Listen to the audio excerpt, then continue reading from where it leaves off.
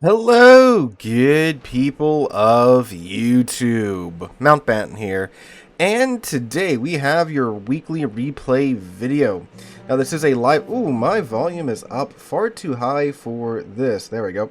We have your weekly replay live reaction video. If you guys don't know how this works, I'm sitting down and watching this replay with you guys for the first time.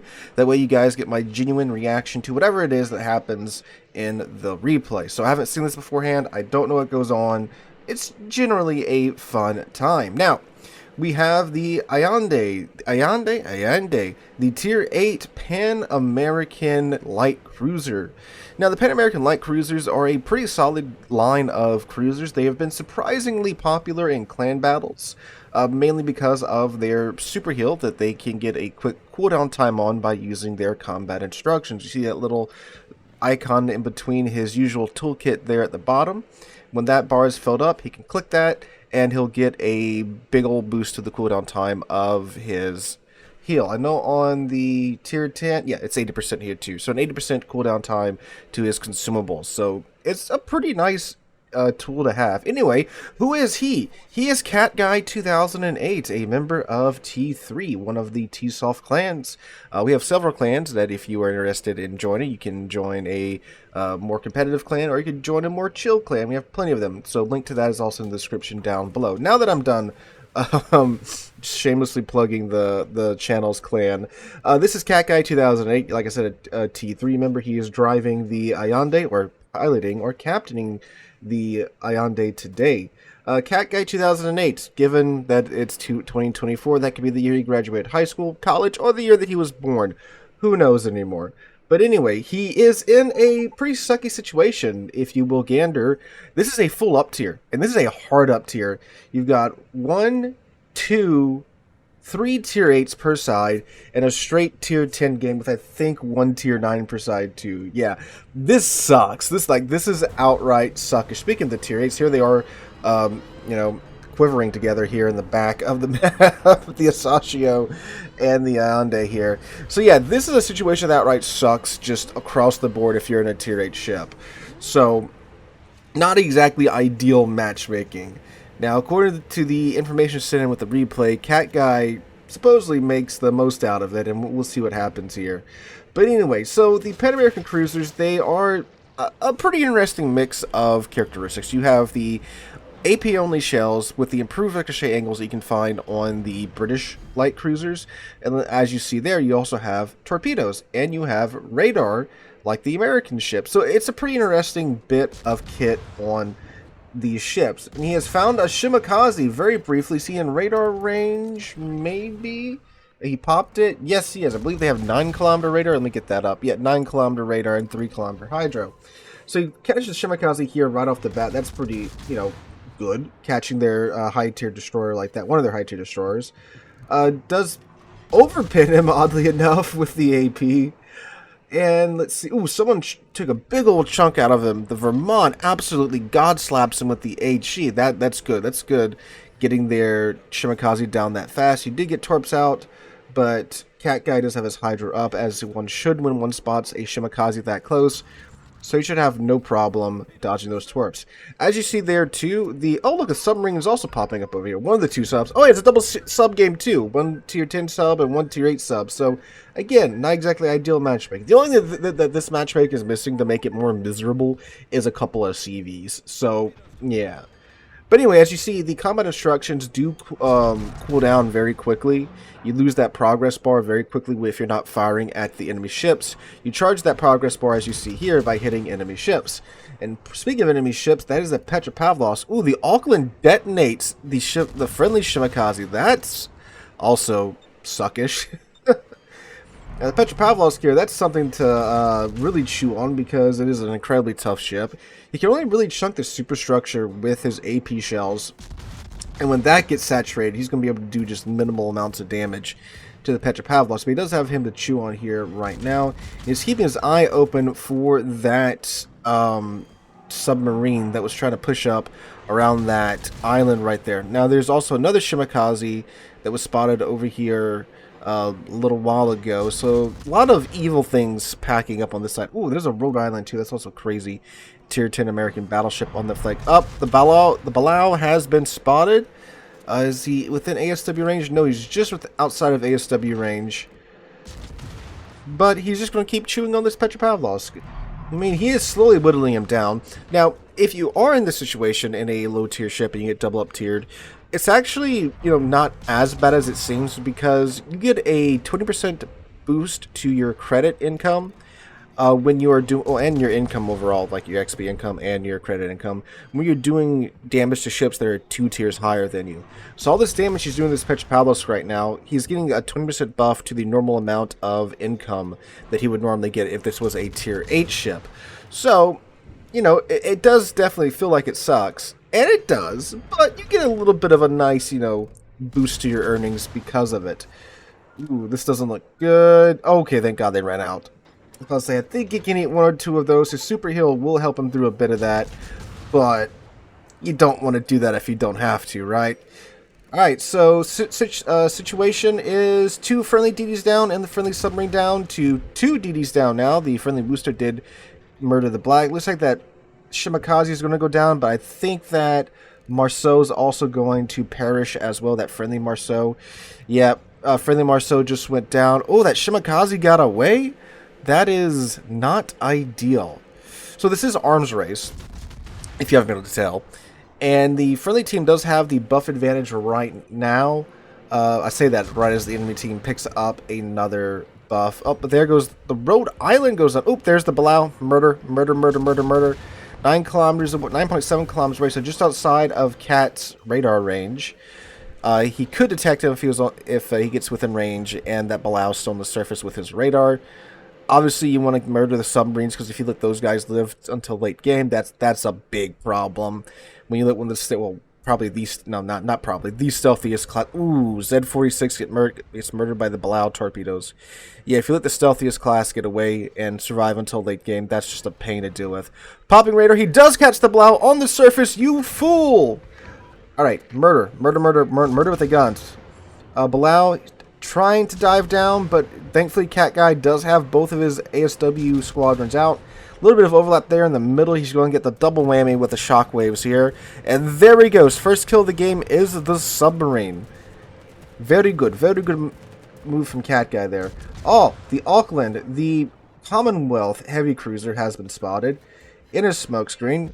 Unfortunately, Cat Guy did just use his, I don't know if it's really unfortunately, he is out of it, but he did use his radar at the proper time to, see, but this is the thing though, since he used his radar to spot the submarine, it's on cooldown, but Cat Guy does have the combat instructions now to essentially get his radar back in a mere 30 seconds, instead of the usual 3-minute wait that he would have.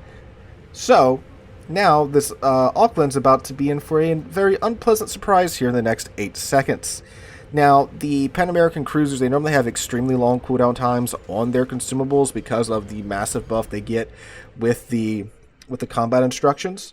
So, it's a nice little trade-off.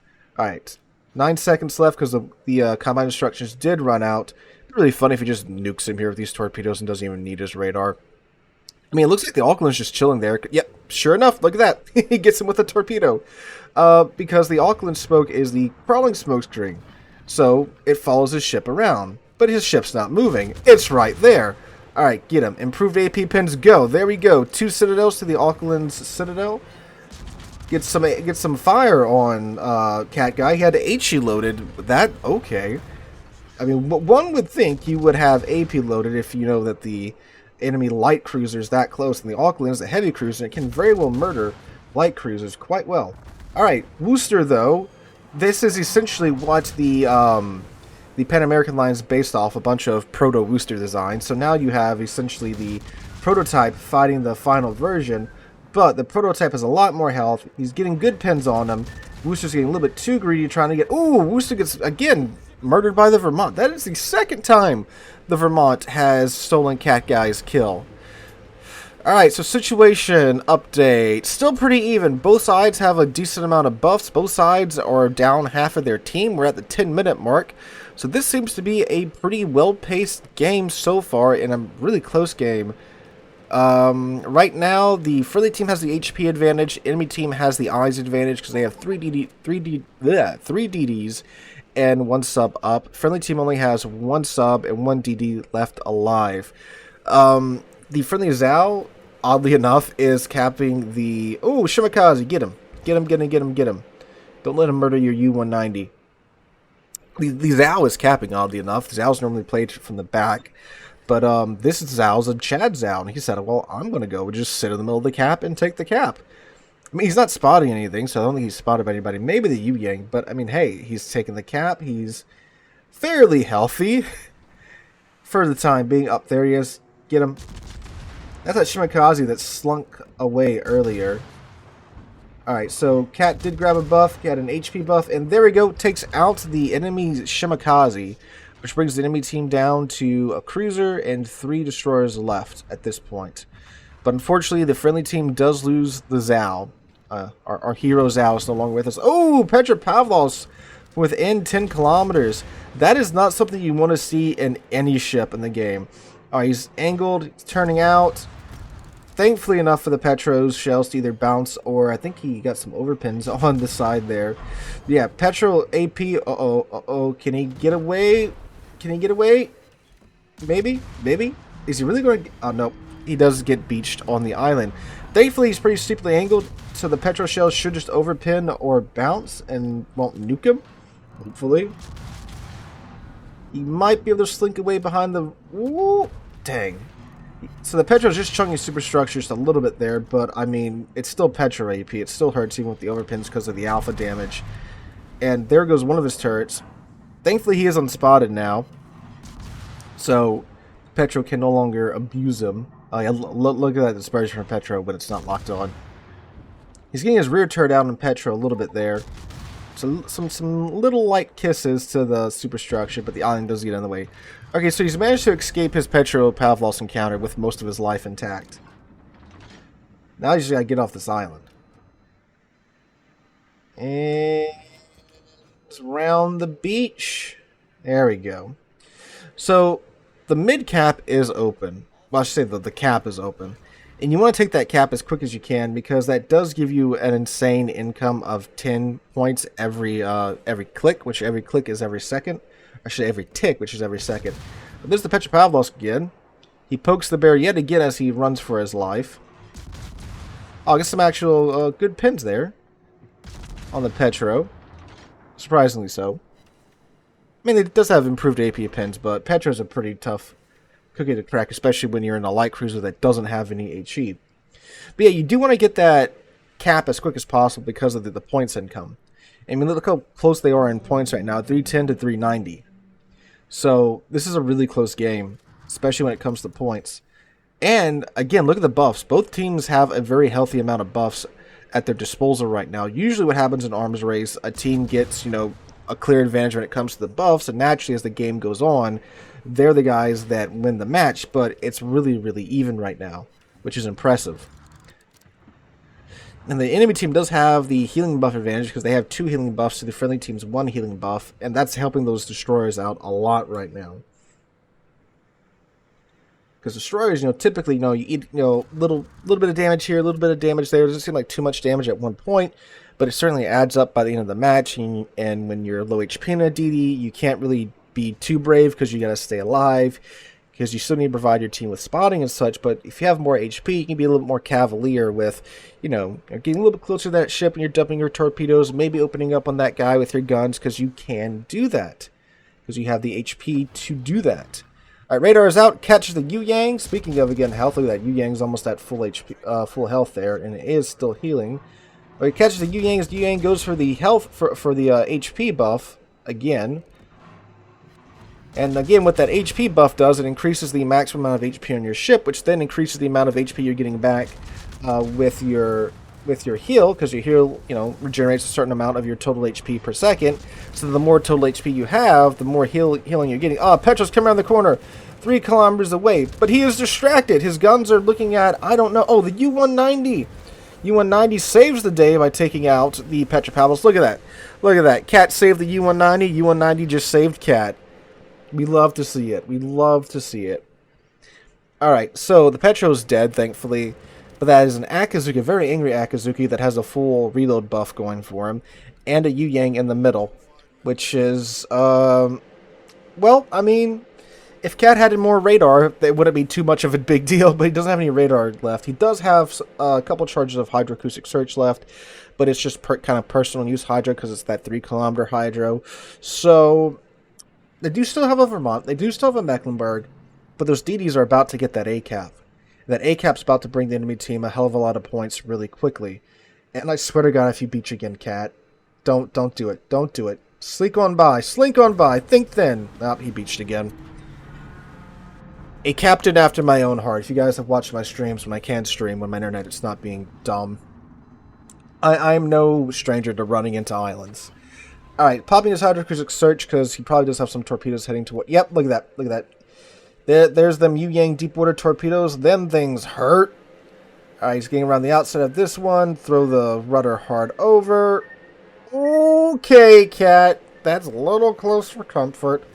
But he does manage to dodge that torpedo. So now the enemy team has capped that cap, and you see their points are increasing 10 points every second. It is insane. You can be as far behind as the enemy team is. And look at this. Just in the few seconds since they've capped it, they've already caught up by almost... But taking their disadvantage from, what, 200 points to only 100-point disadvantage at this moment. Now, Cat has thankfully gotten into the midpoint, so he's going to at least contest it for the time being. The enemy DDs are probably going to back up into it. Yep, there we go. Akazuki opens up on Cat. That probably means torpedoes are coming out from the Akazuki at this moment toward Cat. Let's see what happens now. Is he going to pop his smoke, or is he just going to open water gunboat Cat? If he is just open water gunboating Cat, is a very odd decision for him. Ooh. Almost dead, almost dead. A couple more salvos and he should be dead. I swear to God, the Vermont steals Cat's kill again. There we go. Cat gets the Akazuki down. No torpedoes?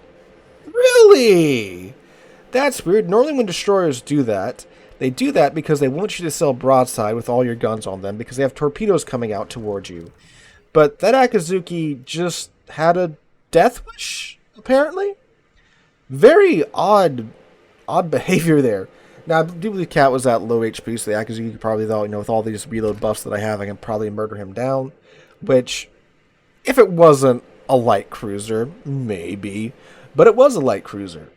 Alright, 50 seconds to cap the midpoint. There's still a submarine, there's still a Yu Yang somewhere about. Now, the Yu Yang can nuke, well, Cat and the Vermont and the Mecklenburg just fine. But the gearing and the U-190 are immune to his torpedoes. So, whoa. Yu Yang went all the way down there. What? Okay, interesting decision. So I think Cat's team should have it from here. They're about to cap the A point. And let's see. Cat's got 4 kills already, 123,000 damage. Now, it's not a whole lot of damage because he is bottom tier. And he is also, well, been dealing with a lot of destroyers this game. 2 destroyers and submarines. So while it doesn't seem like a lot, it is actually a lot of damage that he's done this game. Based on those 2, factors alone. Up there's the U-190. Can he get him? Right on the edge of his ASW range.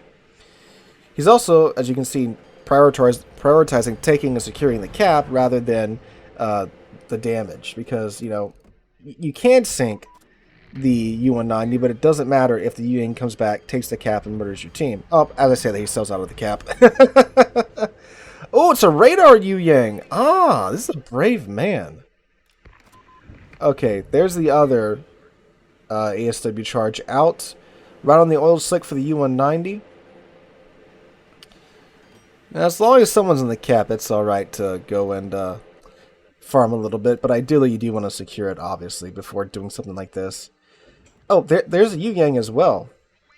Okay, so those are just deep water torpedoes that were just, they missed. They were going on into oblivion. Oh, the Yu-Yang does nuke the Vermont. There you go. Ah, that's not good. So you got a U-190 approaching the other U-190. They're having a nice little submarine off over there. Now, if the Yu-Yang could, he can murder the Mecklenburg. He can give the Gearing a run for his money in terms of gun power. But he still does, of course, have Cat to deal with in his Ayande.